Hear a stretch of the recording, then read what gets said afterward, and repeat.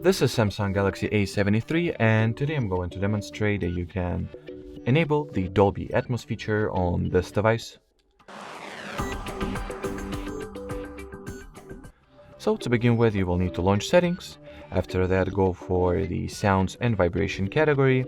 In here at the pretty much bottom part of the page, enter the sound quality and effects section and turn on the Dolby Atmos toggle. You can also, enable the Dolby Atmos for gaming option if you want to, and while or upon tapping at the Dolby Atmos itself, you'll be also able to manually choose the mode or the, preset for it. So, for example, usually it is set to be automatic, thus the Dolby Atmos feature will automatically set the best settings and options for whatever is that you're doing at any given moment in particular, whether if you're watching movies, it will adjust accordingly. The same goes for music or voice.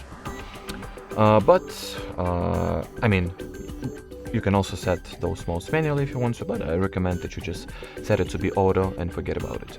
Alrighty, so that will be it for this video. Thanks for watching, thanks for your attention, and bye-bye.